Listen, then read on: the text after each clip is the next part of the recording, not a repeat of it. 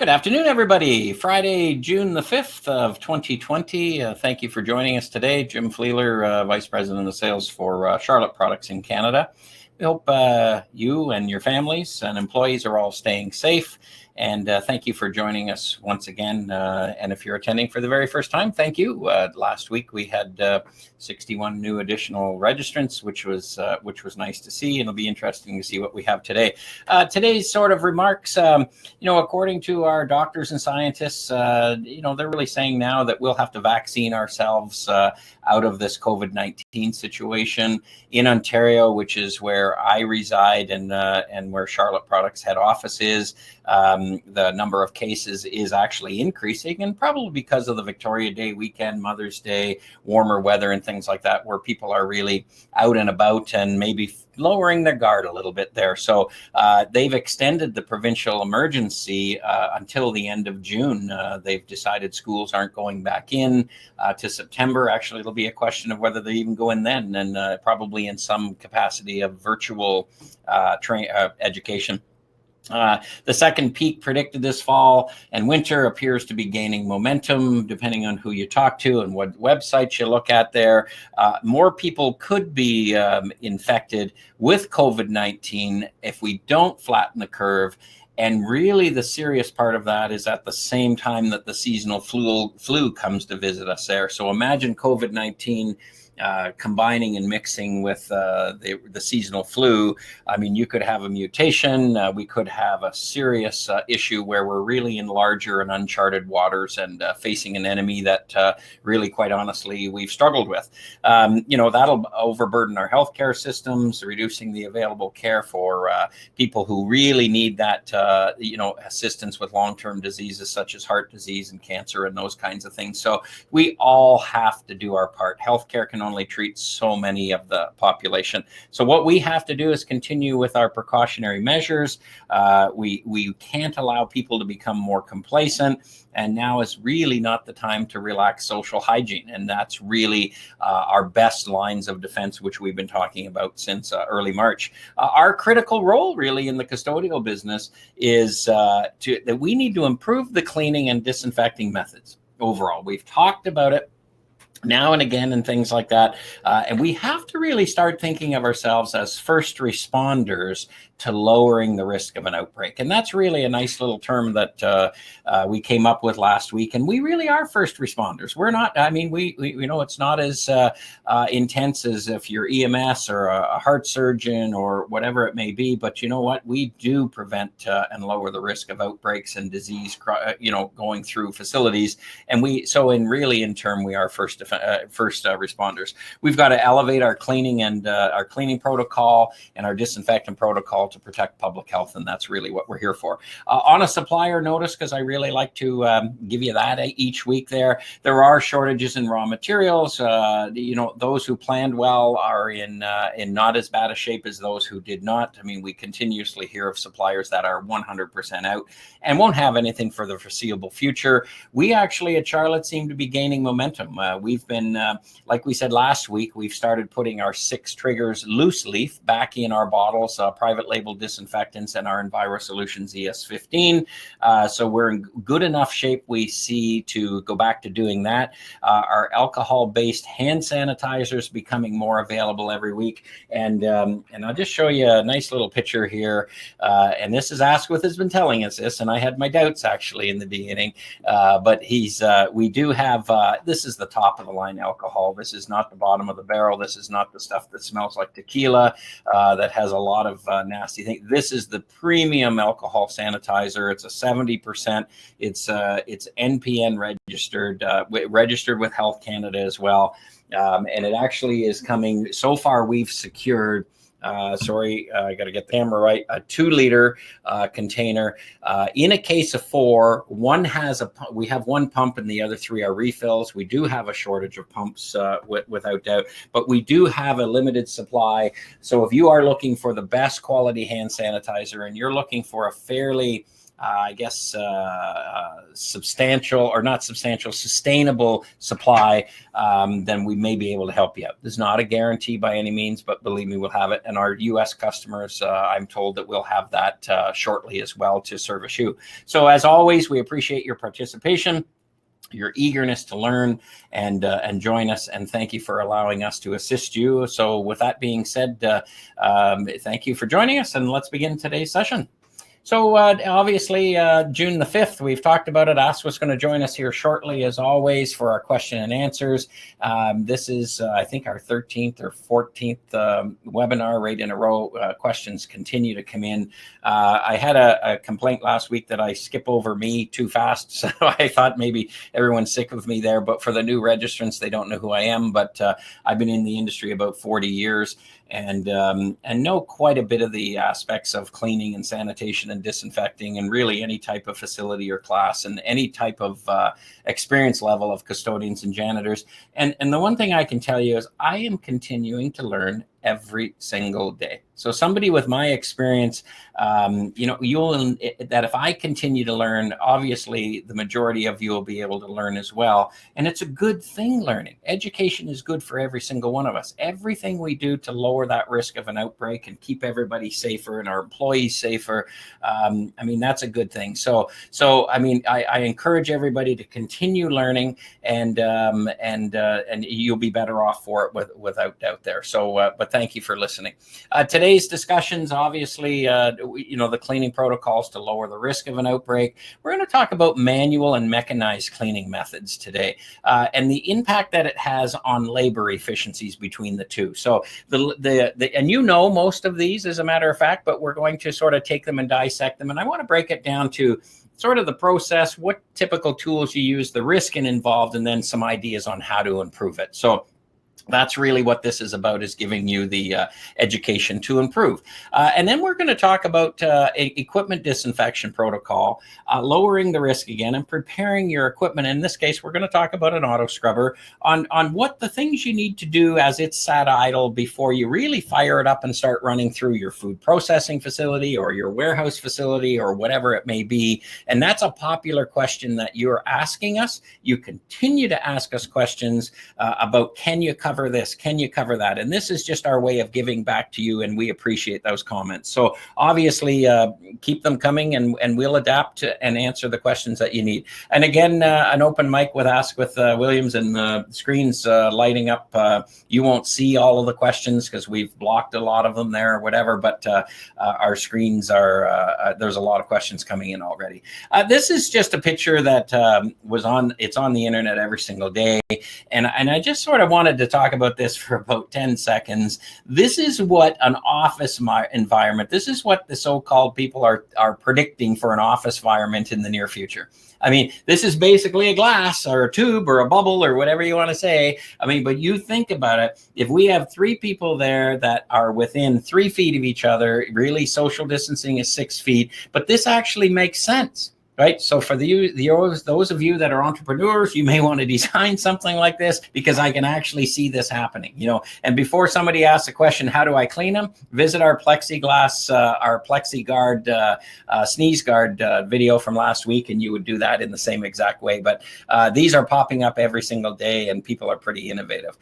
So I want to really switch and talk about disinfecting equipment there, getting it ready to come back. It's been sitting idle in a lot of warehouses, most likely with dirty solution left in the recovery tanks and lid closed so they don't breathe, and the solution and the recovery tanks, so what was in it before? What did you pick up? Did you rinse it out well or whatever? And what I can tell you is that is an unbelievable breeding ground for bacteria and viruses, and also foul odors, right? Okay, and these things, if there was ever a time to actually rinse them out thoroughly and prevent that risk, now is the time. The machine will last longer, it will run better, it will perform better, and these are things, and you'll be safer at the same time. It is probably a high risk due to that growth of bacteria, the foul odors. Anytime you fire up a mechanical machine that has a foul smell or bacteria or viruses growing, you are going to spread that odor throughout the facility. And if you're a food facility or a warehouse or pharmaceutical or anything, you've got a good chance of spreading that throughout. And if somebody comes in, they'll instantly smell the bad smell, and they'll make a bad perception of your business, and they may just go the other way and not do business. So it's very important. Equipment, it's just like a custodian or a janitor. It touches almost everything throughout a building. In this case, equipment, an auto scrubber touches the floor. COVID-19 is related to droplets.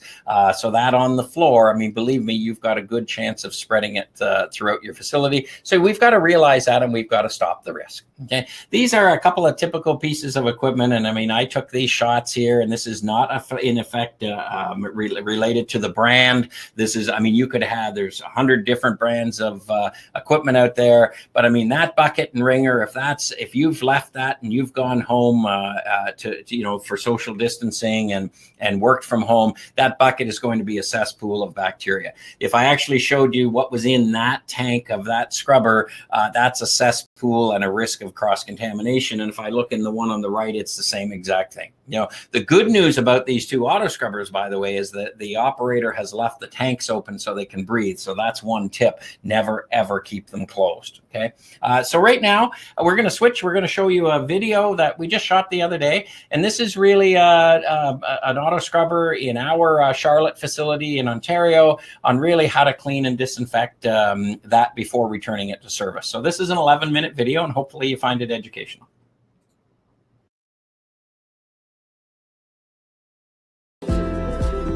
Good afternoon, everybody. Jim Fleeler, Vice President of Sales for Charlotte Products in Canada.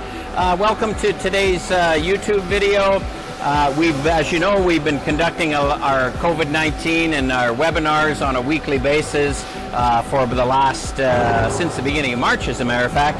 And what we keep knowing is we get a lot of questions from the customers, and that is you, that all about how do they lower the risk, how do you lower the risk of an outbreak. So one of the most popular questions this week has been, what about when the building re-enters, we re-enter it, we come back to work, what about the machinery that's been sitting idle? What we do know is, I've been in the industry about 40 years, I have never officially heard of a cleaning and disinfecting protocol for automatic scrubbers and carpet extractors and wet vacuums and things like that. So whenever we left in prime time, the building is probably growing actually in the recovery tank, and that it could be any kind of type of bacteria or virus. And you got to remember, any type of automated equipment is just like a custodian or a janitor that touches almost everything in the building. In this case, it's the floor. What we do know with coronavirus, it's droplet based. So that's certainly a risk there that we want to alleviate. So that's today's topic, and so why don't we just begin, and we'll start there, and we'll get you through with how to lower the risk of an outbreak. This is a Tenant T7 that we have here. This is what we use actually to clean our floors in our Charlotte Products facility. This is in no question, no way a bad reflection on Tenant, because it wouldn't matter what brand of auto scrubber it is. Believe me, they all are the same, and it's what the custodian does to it. So you can see this machine is fairly new. It's in good shape. It's got a good maintenance program. It's been sitting a little bit in some corners there because we have a few of them without the unit. But I'm going to open this, and I just don't know what I'm going to find. And I can tell you that is one nasty smell. I'm not quite sure what it smells like, but it doesn't smell like a healthy thing. And this is not staged in any way. Look, this is just what's in the recovery tank. The question being here is, if this is sat for a month or two and it's been maybe full or half full of whatever, it's picked everything up from the floors, it could be a whole lot worse than this. So let's now teach you how to clean this out. Make sure all of the parts of the solution system and recovery system are disinfected. So let's show you that. Okay, so here we are. We're down at the filling station. Here's what we are, and what we want to do here is, we know it's not the recovery tank, not just the recovery tank where the issue of cross-contamination is, but it's also the squeegee blade assembly, the vac hose assembly, any of the brushes or the floor pads, whether they're cylindrical or round or whatever, anywhere where bacteria and viruses can grow. We want to do what we call a disinfectant flush on these machines before we bring it out. So it's what I've got here. I've chose my Enviro Solutions ES364, obviously Health Canada registered, 5-minute dwell time, norovirus kill claim, neutral formulation, the whole works, good for all kinds of different surfaces. I put my portionate on top, and what I want to mix here is I want to mix 4 ounces. Okay, and basically I've already put 2 of these in here, so I really want to have about 6, 7, 8 gallons in the tank to do a complete flush. So you can see I'm just going to take this, mix it, just pour it in. Okay, simple as that. Then I'm going to take my clear water out of the wall, and I'm just going to fill. Okay, so all I need here, and I've got a meter on my machine to tell me how many liters or how many gallons. And what I basically need here is, you know, about 4 gallons of water ready to go. And this will take probably about a minute or so to fill that. And we are good to go. Now I want to make sure the top's on. And I'm all set. So what I'm going to do now is I'm just going to go through the warehouse, a couple of areas, 1 distinct aisle is what I'm really going to do, and I'm going to allow that whole disinfectant solution to flush through there, acting as if you've pre-cleaned and actually allowed your 5-minute dwell time. So that's what I'm going to replicate here now. So come and join me.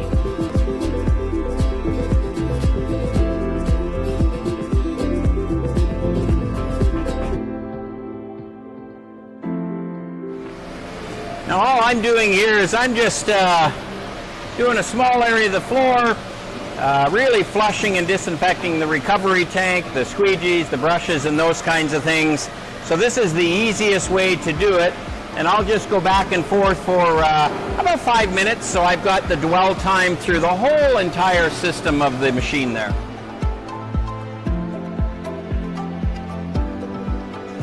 This machine actually works really good, turns on a dime. It's got lots of safeties in it. We actually happen to have our diamond honing brushes on this, honing pads, sorry, that will actually polish the concrete, put a real nice sheen to it, and really eliminate the need for polymer coatings on concrete and terrazzo, as a matter of fact.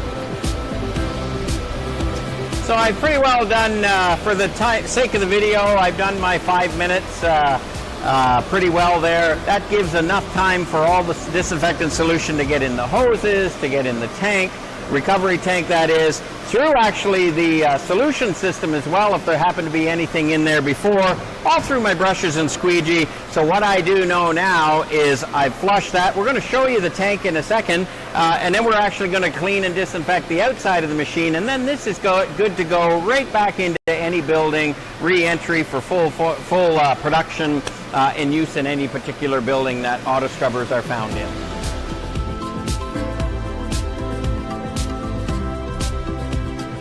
Okay, so as you've been following along, we've done our disinfectant, our ES364. We've scrubbed the floor for about 5 or so minutes, making sure we've got the right dwell time. ES364 is 5 minutes. We knew what this was like before. It was cleaned out not bad, better than a lot of them are left there.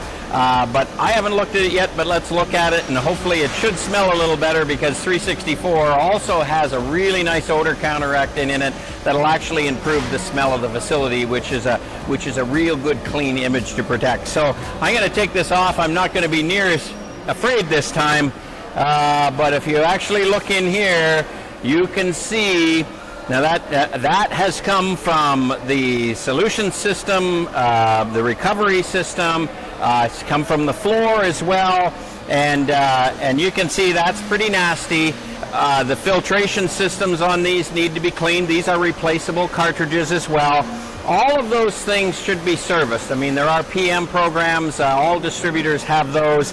But what I do know is I have actually lowered the risk of cross-contamination in any facility. This is the same whether it's a carpet extractor, whether it's a wet vacuum as well. What we have to do is teach people the right education to clean these things out to lower the risk of an outbreak. So let's just spend a few minutes now. We're going to do the outside of the machine. I'm going to flush this out after. We'll actually flush it out and make sure it's spotless. We'll discharge everything there in the down the appropriate drain. And we're going to do the outside now and make sure that the operator is safe as well. Okay, so now that we've actually showed you how to disinfect and flush the complete solution and recovery system of the machine, same thing goes for a carpet extractor or wet dry vacuum, by the way. It's important that we actually disinfect and clean the machinery before the operator does that flush, and also after they're done, because they could go for a lunch break or be done at the end of the day. Another operator could jump on there because they generally don't stop. So let's actually show you how to actually clean and disinfect the high contact areas or the risk areas there. Okay, so you can see here we have our ES15. We've always been talking about that. We have a gallon ready-to-use formula, or 3.78 liter. We also have our trigger sprayer, which is a 946 or a quart bottle for our US customers.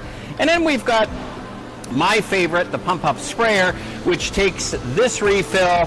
We've talked about it before. You basically put it in ready to go, and you're ready to go. Okay, so you've pressurized it. So what I basically want to do is I want to take and put a fine mist on areas, and I'm not going to do everything because of for the sake of the video, but I want to do a pre-clean. Always, that's the protocol of disinfecting. I want to do a pre-clean of surfaces, removing gross film on anywhere that people may touch. So they could touch the sides, the backrest. Obviously, they're going to lift this up to actually get at the batteries, the tank here as well.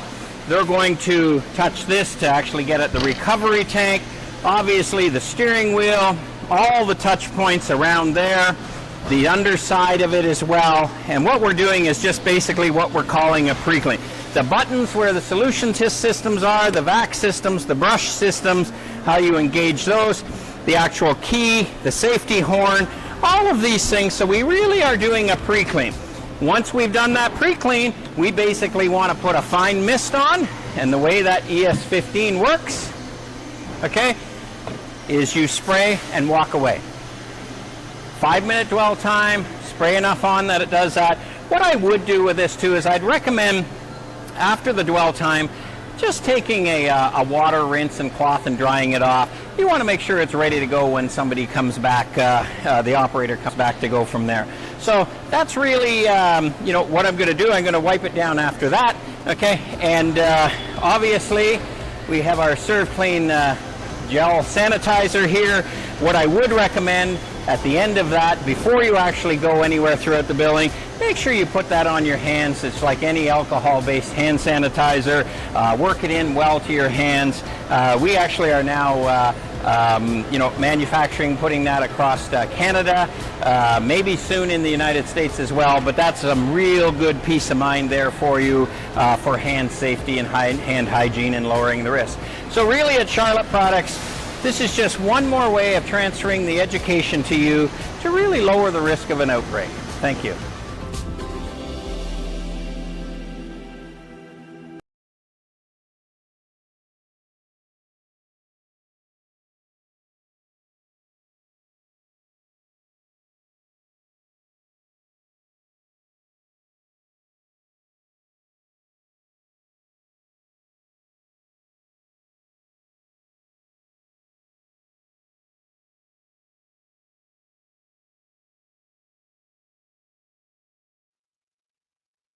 Now I want to switch and go to cleaning methods, and for you to consider and prioritize, and lower the costs there. So what I've got here is some simple, cost-effective ways to efficiently clean and disinfect.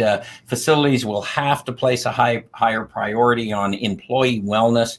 I've never seen so much focus on employee wellness, which, believe me, is a good thing. Things like PPE and documented education and e-learning and employee and visitor signage, plexi guards, sneeze guards, hand sanitizer stations, hand washing, personal space cleaning. These are all areas that can help employee wellness and really help us lead safer lives there. And the emphasis here really is take any of these ideas and adapt them to your workplace and your facility and your budget, right? And you remember the almighty dollar. I'll talk about it in a second, but I mean, out of every single dollar you spend, over 90% is attributed to labor. So your focus should be obviously prioritized on labor.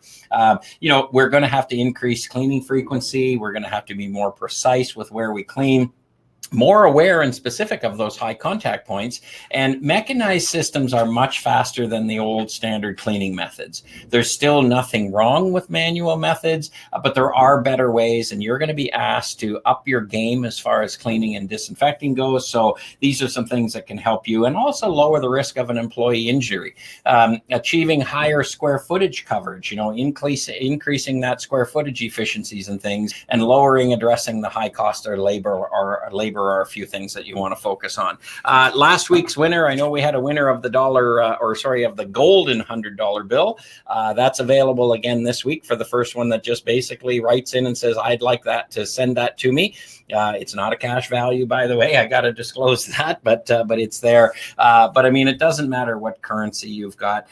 You've got to remember that everything you buy, all the supplies that are related to janitorial and custodial, less than 10%. So this little corner here, that's all that's related to your spend. 90% is labor. So that's what we like to focus on for you there.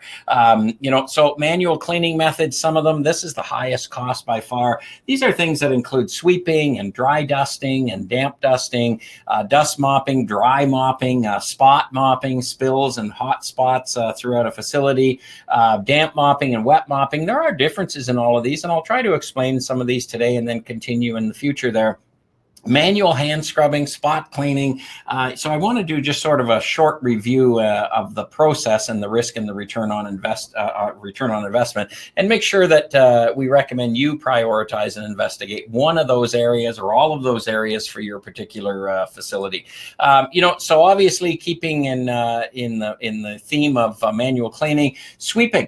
I mean, that basically consists of all types of corn brooms and styles and push brooms and angled brooms, along with a dustpan or a shovel or whatever. And that, just describing that, sounds slow to me. And if you take the sweeping motion of a corn broom in the air back and forth, I mean, you obviously know that's going to basically stir up dust and debris, maybe some sort of bacteria, viruses, whatever it may be, litter. And obviously that's when PPE comes into it. And quite honestly, we need to improve there. The risk of sweeping and doing that, like really stirring up debris in the air, there's a lack of wearing PPE. It doesn't matter what facility, by the way, and PPE such as gloves, goggles, and a mask. There's an increased risk of employee wellness there due to the spread of airborne contaminants while you agitate it.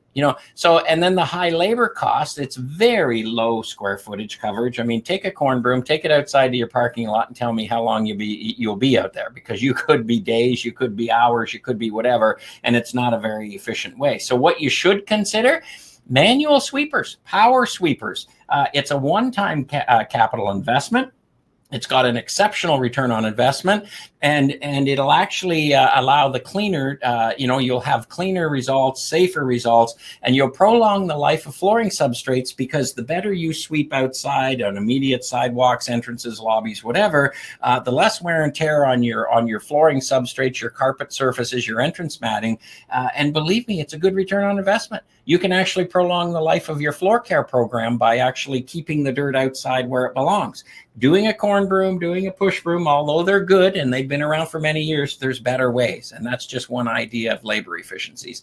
Then when it comes to dry dusting, most any type of cloth or wipers are used. There's cloths that have buttons in them and zippers in them. If you're doing fine furniture or workstations, you can actually permanently scratch them, and some of them are pre-treated with some dust type petroleum-based products or water-based dust products, or even electrostatic, like a static electricity type. So they're out there. Damp dusting, but the risk with that is you've got an increased risk of employee wellness due to the spread of airborne contaminants again. Those wipers linting, when you pick up wipers and things, when you go to clean mirrors and glass, they lint really bad. Well, that lint is just one visual example of what you also could be breathing in. And some of us are more sensitive than others. And if we're not wearing our PPE, believe me, we could have an employee wellness issue there. Cross-contamination as well. If I'm using that same cloth for multiple surfaces and they're not laundered or washed properly or frequently enough, I mean, that's a huge risk. Damp dusting is a little bit better, but that's absolutely way better than dry dusting, regardless, because it's moist, and microfiber in those cloths are the most popular to pick up, and they'll suspend and hold that dust within the fibers of the cloth. Much, much, much safer, and you'll have a lower respiratory sensitivity there as well. And let's talk about higher labor costs, because these things are costly. If you have a very limited amount of square footage, very low, it's not a big impact. But if you have large buildings and facilities and many floors and things like that, if you're doing your cleaning in this way, there's better ways, right? Remember the labor side, and if this is low square footage, it's going to cost you more. So what you need to do is consider, we've talked about it in the past, good quality color-coded microfibers, charge buckets, flat mopping. We showed you last week in the washroom, the flat mop tools where you can do walls and windows and partitions extremely fast and safer. High reach tools as well. And I'm not going to show you all of these things today. Perhaps we've done some in the past and we'll maybe do some in the future. But these are things where you really want to call up your distribution specialist there and ask them to come and see you, or do it virtually, obviously now, and walk you through the efficient ways that you can lower and address labor. Right. So you've got vacuums, backpack vacuums. I'm going to talk about that in a second. If you're still vacuuming in an upright through a facility and you haven't looked at backpack vacuums, you need to. I'm going to talk about it in a second there. It's a one-time capital investment. It's got an exceptional return on investment, and you'll get cleaner, safer results at the same time, right? Damp mopping and wet mopping. There is a difference. Damp mopping is exactly what the word means, damp. Wet is wet, means flooding, right? Flooding, the more moisture you put on a floor, the longer dwell time it is, the more time it is for your labor, for people to watch and wait for it to dry, costing you money, the increased risk of slip and fall. So there is a big difference there. And generally, neutral cleaners, disinfectants, water systems, heavy-duty degreasers are used in a single cavity mop bucket with cotton string mop heads. We talked about it a few weeks ago. That is not the way to do it. In fact, if you're doing that, you really need to switch that instantly. The risk, it's usually an incorrect detergency. It's the wrong product. It's either too much surfactant, too much detergency, and you don't have the soil load, so it's a reverse result on you. It's too aggressive. It bites into your floor finish. We're weak with the lack of PPE there. You've got inappropriate slip and fall signage, not wearing gloves, all of those things, and a risk of slip and fall, right? And then again, the high labor cost, because it is lower square footage. You want to consider those latest double cavity buckets we talked about, and if you actually do that, you're going to achieve exceptional labor efficiencies. Manual cleaning and methods that continue. Manual hand scrubbing. If you're actually going through, okay, ran over a vacuum wand here. If you're going through a facility and you're spot cleaning walls with this type of pad, there are better ways. Imagine how slow this is, and imagine the damage it causes on those water-based paints where you'll have scuffs in the walls, and sooner or later you'll have to repaint, costing you money. Again, lack of wearing PPE, and it's a high labor cost without doubt, right? So vacuum cleaning and dusting. I'm going to talk about just briefly today about a ProTeam vacuum here. I'll do a future video on it, but it's one of my favorites there. Spray buffing and polishing, floor scrubbing, deep scrubbing. These are mechanized methods here. Sweeping, indoor carpeting, outdoor sidewalks, parking lots. We're going to do an upcoming video on that. Next week will be deep foaming a washroom and disinfecting there, all the fixtures and things in a very labor efficient way. And then also pressure washing. Right. So when it comes to ProTeam, look at it's this is one that I'm most familiar with without question.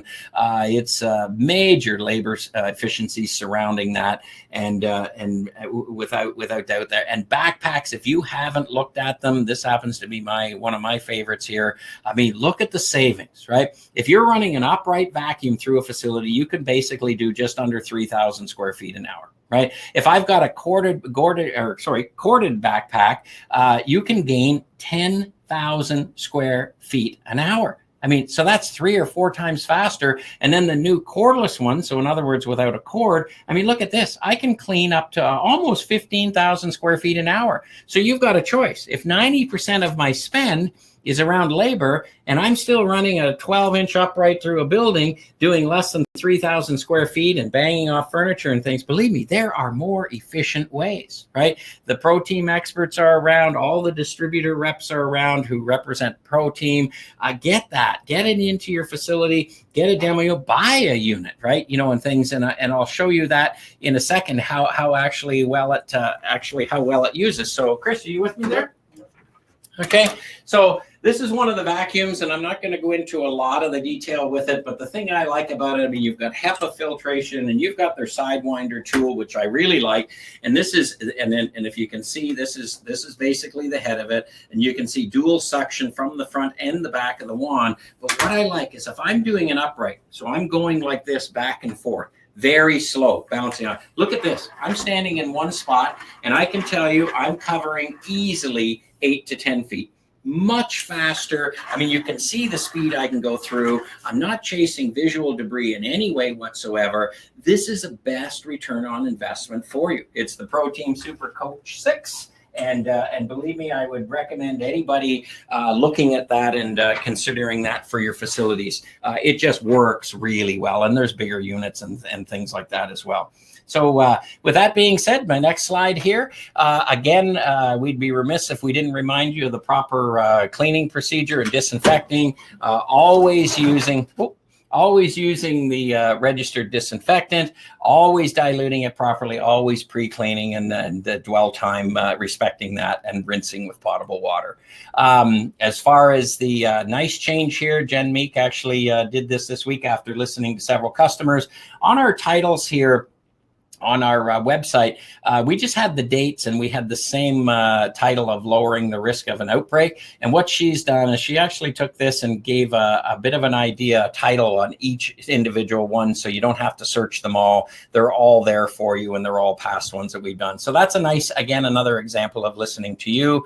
One thing that I will tell you here, we've added the CDC Reopening America.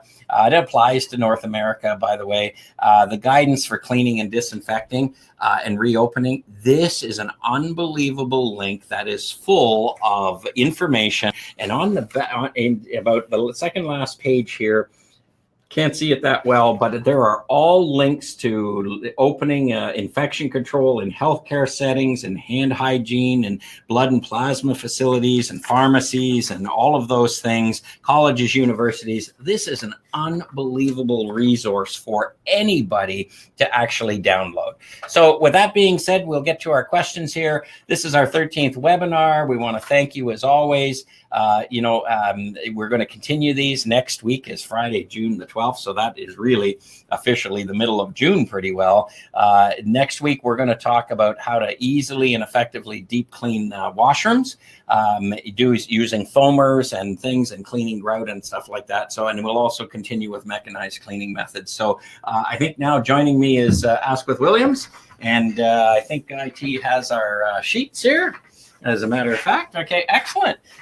So we got to ramp it up here because we always run short of time, and there's a million questions coming in.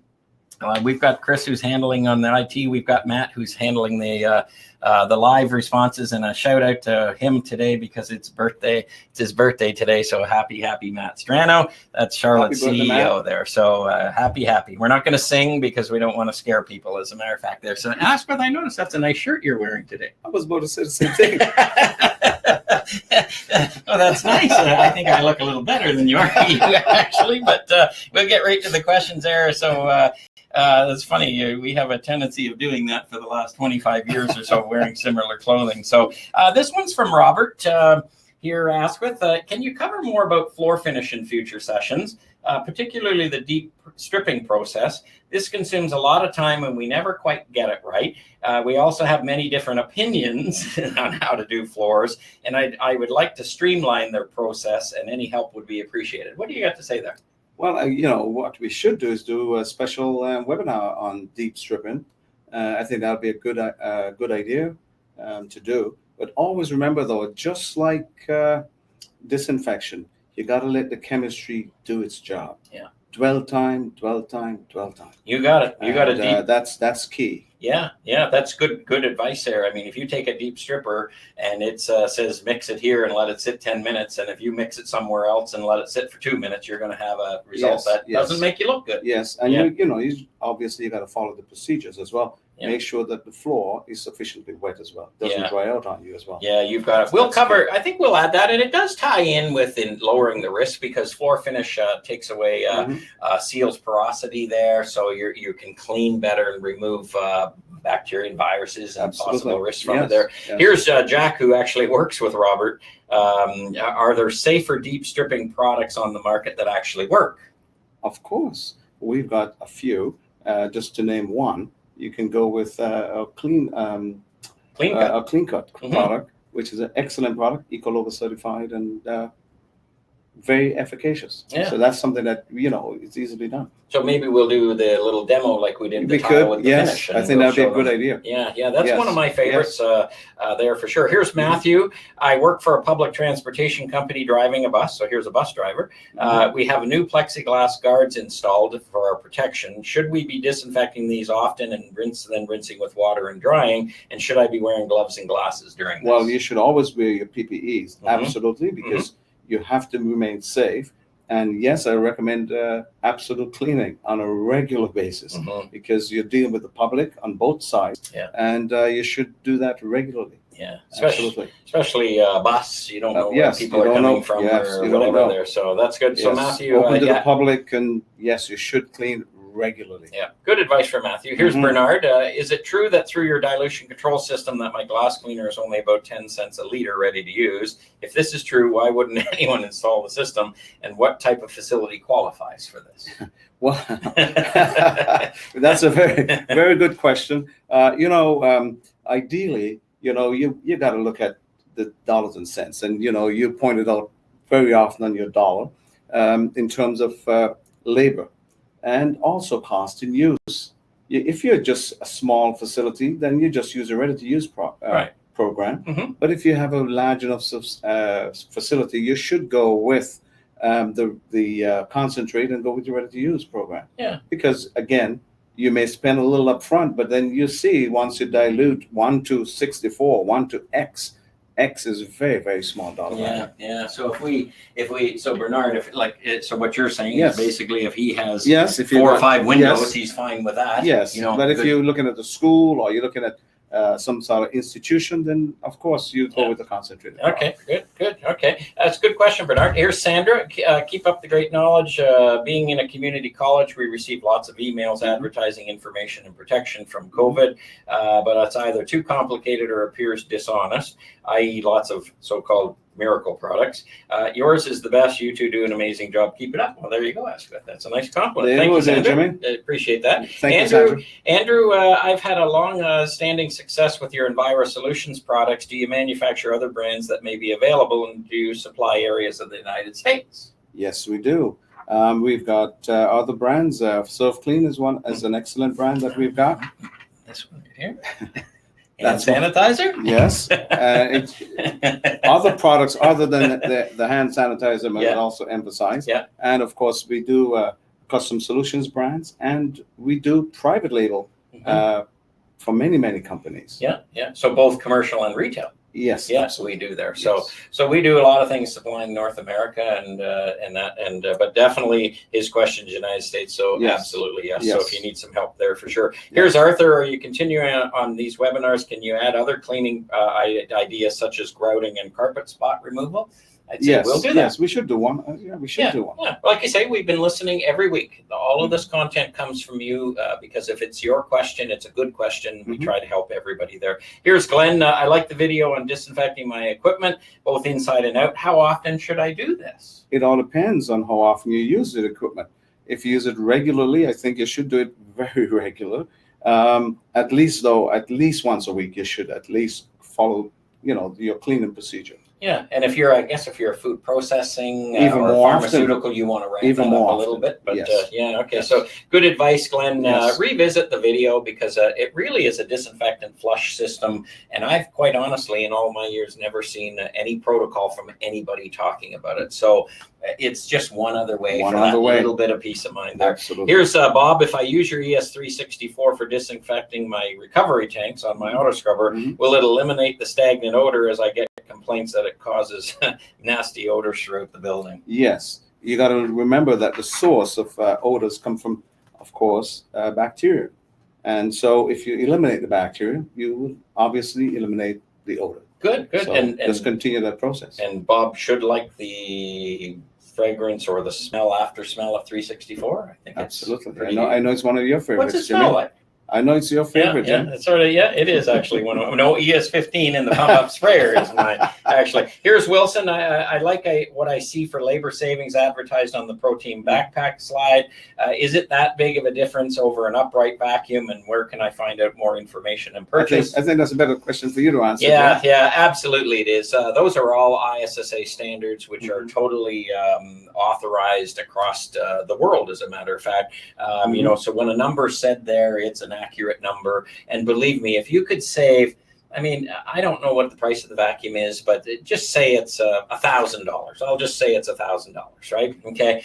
If you could reduce your labor by 3 times, okay, 3 times where 90% of your spend is at. I mean, why wouldn't you do that? And do a better clean and a safer clean and HEPA filtration and eliminate the risk of cross-contamination. Like, you can tell I get excited about it. I know you do. You're getting all excited there, Jimmy. But I mean, you know, just your return on investment is incredible. Yeah, and that's what it is. And I've personally used backpacks and things, and that one's comfortable for me. But Brandy, here's Brandy. Thank you for changing the webinar titles. Oh, here's Brandy. Well, that's thanks to our director of marketing, Jennifer Meek. Yeah, she did that, and that was good. And here's 2 last questions. We'll respect the time here. Here's Ted. In the chat, a few people mentioned deep stripping floors.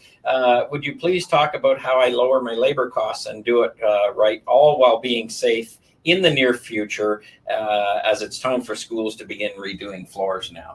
So yes, we should do another webinar on deep stripping. Yeah, as we said earlier. So we should look at that. Yeah, because if you're still continuously deep stripping floors every year or on a frequent basis, you can't afford to do that anymore. You really have to develop a good deep scrubbing protocol. Don't remove all of that finish because it's not all wore out. If you have 4 coats, it's really only the top 1 or 2. Just take the ridges off. Yeah, a couple of fresh coats there, half the time, labor savings. I mean, this is all, hopefully you're getting the theme here. It's all labor efficiencies is what we're trying to help people with, because that's the biggest spend. It's not the extra 50 cents you pay for a mop or a pail, $15 for an extra, like for a pail. It's just, it's irrelevant. Right. That's it's actually irrelevant because, I guess the way you look at it, and I've talked to many people, but, look, all distributors are going to be within 5 or 10%, right? And look, I can save you 5 or 10% of this little tab. But quite honestly, where our skill set is working with our partners and our end users. I can save you 5 here. Okay, and you may think it's a good thing and price is important. But if we can save you 5 on the 90% version, mathematically, that's where the big bucks are. Yeah, it is. And just a reminder, there's that little gold $100 bill there is available. And here's our last question here we'll get to. Bonnie, I see you using several types of microfiber cloths in your videos. Do you prefer one brand over another? No, we don't. Okay. Any microfiber cloth will do just as good. Again, it's the chemistry and your procedures that makes a difference. Yeah, it absolutely is there. So I know it's 1:47 now Eastern Standard Time. I think we'll wrap it up. Another nice Friday afternoon out there. What I would like to say on behalf of Charlotte Products here in North America, thank you. It really means a lot to us that this many people join us. The questions are bombarding, which is great. It helps us give good, honest ideas on how to truly help people, and what I'd like to say is social distancing. Obviously, don't lower your guard. You do not. That's the worst thing we could ever do as a population, because quite honestly, I don't want to be cooped up and quarantined. I want to go to a restaurant again, actually, we all and do. have a cheeseburger or a salad or something. And I'm sure my wife's probably getting sick of cooking in the house and things. So, Asquith, I'll just turn it over to you because you always have a couple of closing remarks and nice taglines. I always say, don't get disheartened. I know the weather's getting really well these days, and we just don't want to lower guards, as you said. Continue to practice social distancing and keep washing our hands. Yeah, keep washing your hands, as Asquith always says. So again, signing out Friday, June the 5th. We'll see you next Friday on the 12th there. Talk about that deep foaming washrooms and stay safe. And thank you very much. Thank you.